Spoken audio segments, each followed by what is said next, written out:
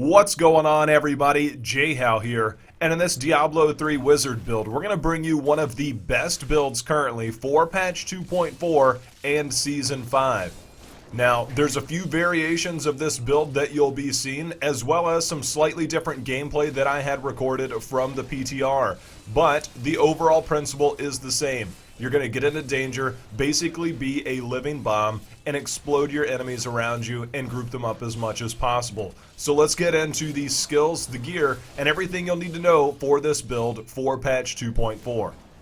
For the skills, you'll be looking at Spectral Blade with Barrier Blades, Arcane Orb with Arcane Orbit, Slow Time with Exhaustion, Explosive Blast with Chain Reaction, Ice Armor with Crystallize, Teleport with Safe Passage, and for your passives, Arcane Dynamo, Audacity, Illusionist, and Unwavering Will.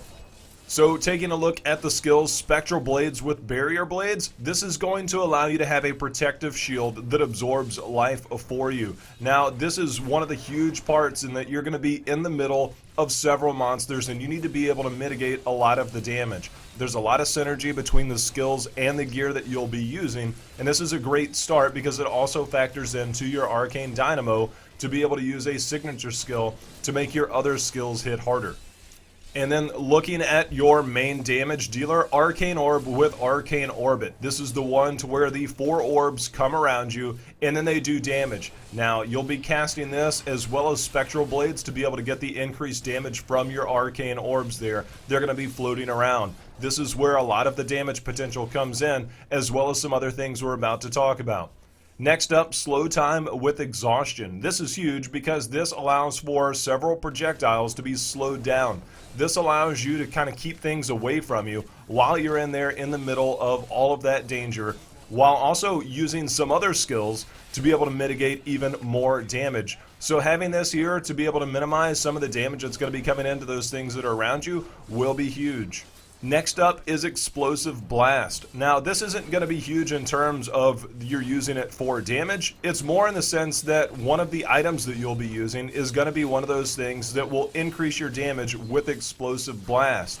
With the chain reaction, this is going to allow 3 consecutive explosions, which means that you're going to have even more damage.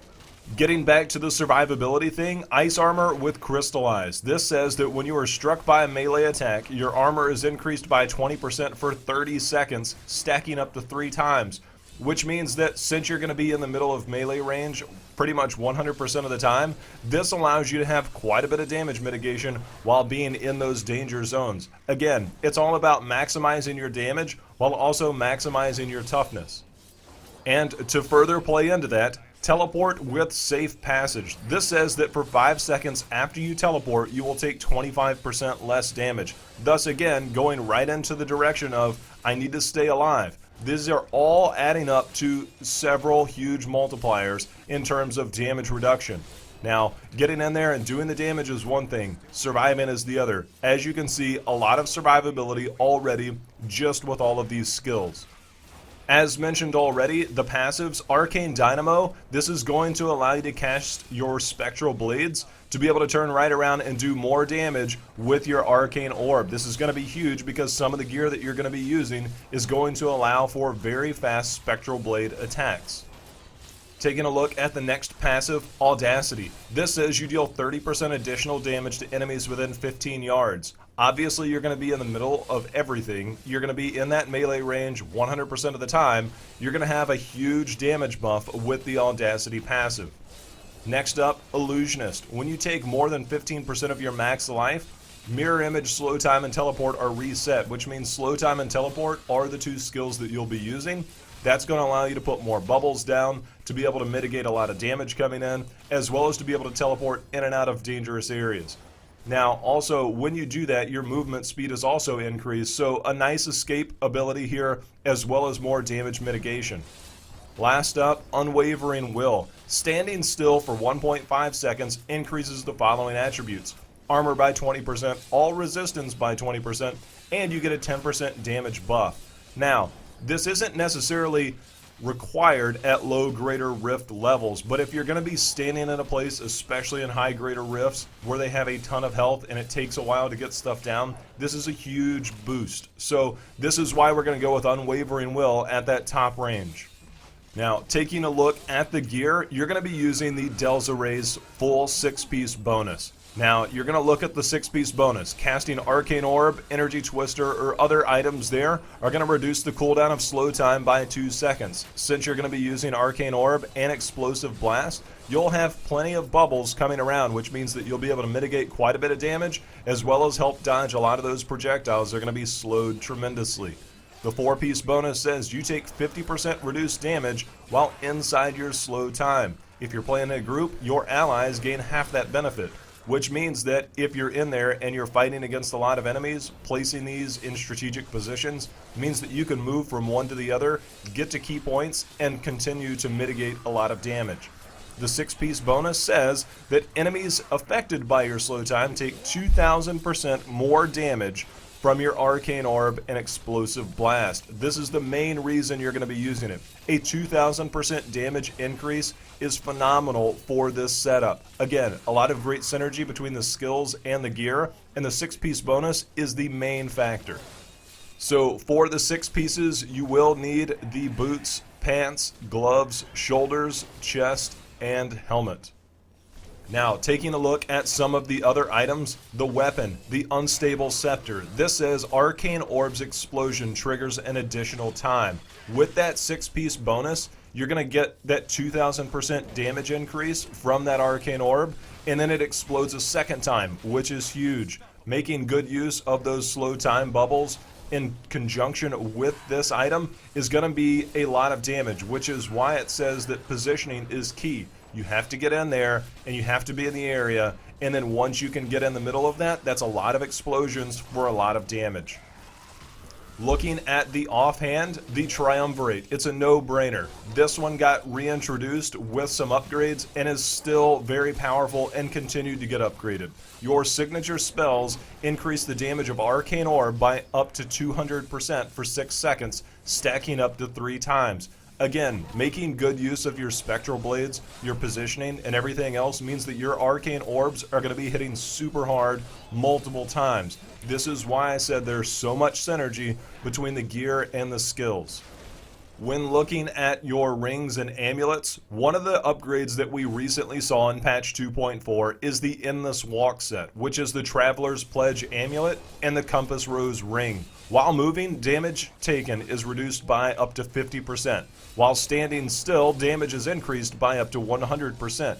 Now, as we talked about, it's going to be good to get into an area to where you don't have to move and you continually attack and stay in place. Now, getting that huge damage already from your passive, now you're getting up to 100% damage with this set bonus. So having the amulet and the neck piece are huge. If you don't have it, there are other options, but that is what you want to go for.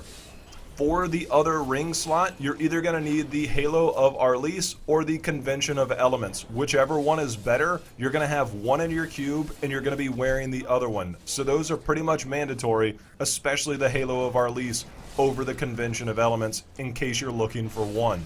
Now, it's going to be very important to make sure that you have the Halo of Arlis because it says your ice armor now reduces damage from melee attacks by 50% and automatically cast Frost Nova whenever you take 10% of your life in damage.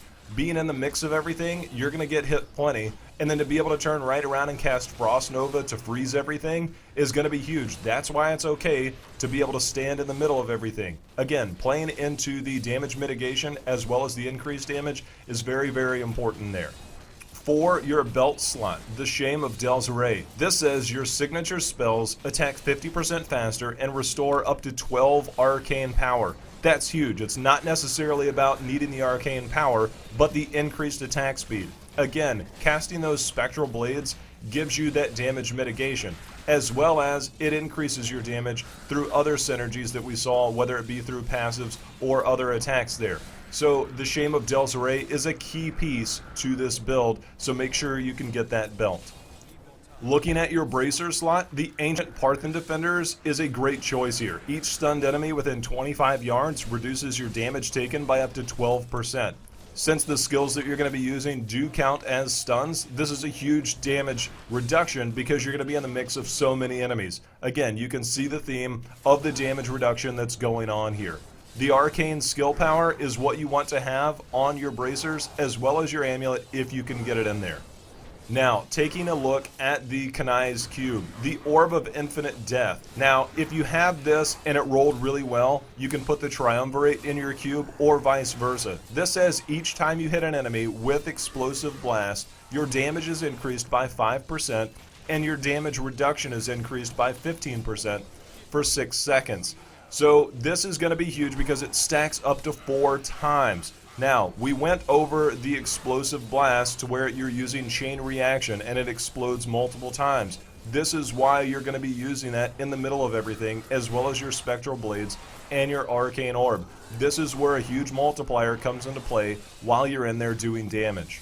For the armor slot, the Aquila Cuirass. While above 90% primary resource, all damage taken is reduced by 50%. Again, playing right into that damage mitigation area, the Aquila Cuirass, you're not going to have to worry about going low in arcane power because you're only going to be casting the Arcane Orb every so often, and you get your arcane power right back with that Spectral Blade attack, especially with that belt. As mentioned, the Convention of Elements or the Halo of Arlise can go in this last jewelry slot. So having one or the other is going to increase your damage or increase your toughness, vice versa. So again, whichever one rolled better, wear it, put the other one into your cube, and you'll be just fine.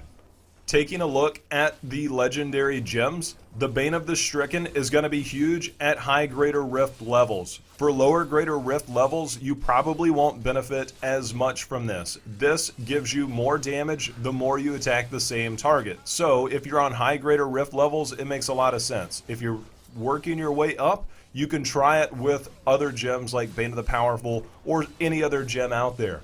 As for the mandatory gems, Bane of the Trapped. This is a no-brainer in the sense that you're going to have all sorts of crowd control, even just with the slow time bubble, and not counting every other thing else that you have going on. Having that increased damage there with Bane of the Trapped is such an easy choice, it almost doesn't need explaining. Last up, the esoteric alteration. You're still a wizard, you're still going to take damage, and even though you have all of these multipliers that are in place for the damage mitigation, you still need to be able to mitigate even more damage. The esoteric alteration is a great choice here to be able to stay alive. So that's it for the skills, and that's it for the gear. Now keep in mind that you can strategically place your slow time bubbles to be able to mitigate quite a bit of damage that's going to be coming from all the projectiles and to be able to move from area to area. Being able to get in the mix of everything is very important. Having something like an S of Johann on your follower perhaps to be able to group stuff up is another great option when you're gearing up your follower, as well as plenty of other options that are out there for your follower sets and other options for your gear as well. The name of the game is to find density, and you can't be afraid to get in the middle of it with this build. We talked about all the different reasons that you're going to have your damage reduced, as well as your damage amplified, as well as other safety crowd control measures. So getting in the mix of things and then to be able to teleport out, especially with the illusionist passive in case you need it, is very, very easy. You'll find that you can get into higher greater rifts than you could before and continue not to take much damage because those shields that are going to be there are going to hit before they ever take out any bit of your damage. So don't be afraid to get in there, to test this out, to get in the middle of huge mobs and to at least try and situate mobs to where they all get together and cluster up as much as possible. That's the key for this build and for several builds including group play. So that's it for this Diablo 3 Wizard Guide. There are several options out there for the Wizard right now. This seems to be at the top and probably will be for quite some time. There's some minor variations, as I mentioned, that are both involved in group play and other really high greater rifts. But again, this is pretty much at the top and a very safe way to go when building for patch 2.4 and Season 5. So if you like the build or you like the video, feel free and hit that like button below because that's always appreciated. Also be sure and share this as there are several people that are playing the Wizard now in patch 2.4, especially going into Season 5 because this is one of the strongest builds that tested on the PTR and is now one of the strongest on the live servers. Also, if you're looking for more Diablo 3 content and other gaming content, be sure and subscribe as well. As always, I appreciate you guys watching. Till next time, happy hunting. See you again.